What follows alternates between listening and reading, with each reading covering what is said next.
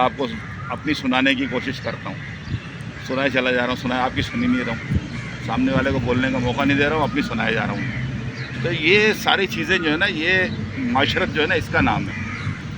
معاشرت جو ہے وہ اس کا نام ہے کہ میں جھوٹ بولنا تو یہ سمجھ لیں کہ معمولی سا جو وہ ہے گناہ ہے اس وقت، جبکہ اللہ کے نبی صلی اللہ علیہ وسلم نے صحابہ کرام سے فرمایا کہ میں تمہیں جو کبیرہ گناہ ہیں، کبائر میں سے 3 بڑے گناہ، کبائر میں سے بھی 3 جو سب سے بڑے گناہ ہیں وہ بتاؤں؟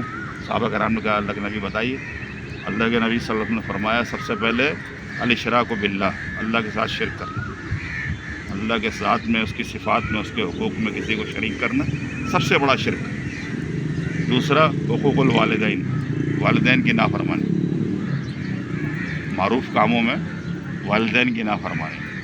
تیسرا جھوٹ بولنا، کبائر میں سے، کبیرہ گناہوں میں سے 3 سب سے بڑے گناہوں میں تیسرا گناہ جھوٹ بولنا۔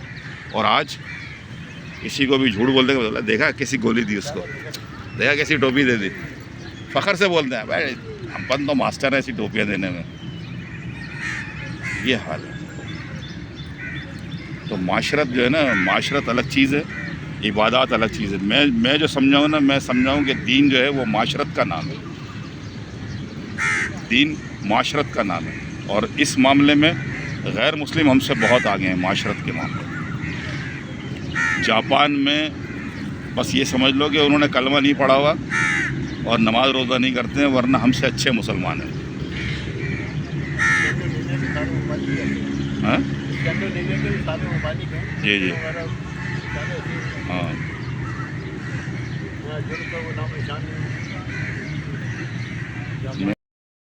الا لیعبدون، اللہ کہہ رہا ہے کہ میں نے جنوں کو اور انسانوں کو صرف اس لیے پیدا کیا ہے کہ وہ میری عبادت کریں۔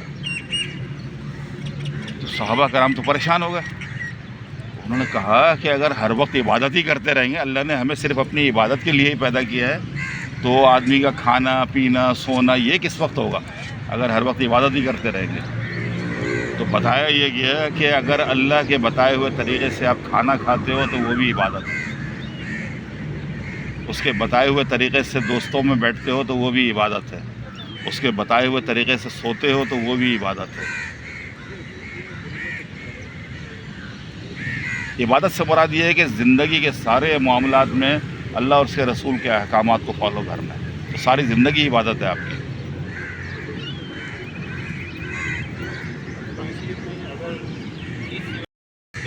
تو زکوٰۃ کیا ہے؟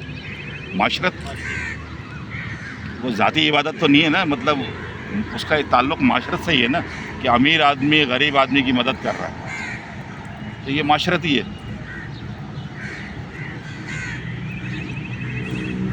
کی جگہ بنا دیا، جبکہ مسجد اسلام میں جو ہے نا کمیونٹی سینٹر ہے۔ السلام علیکم۔ وعلیکم السلام۔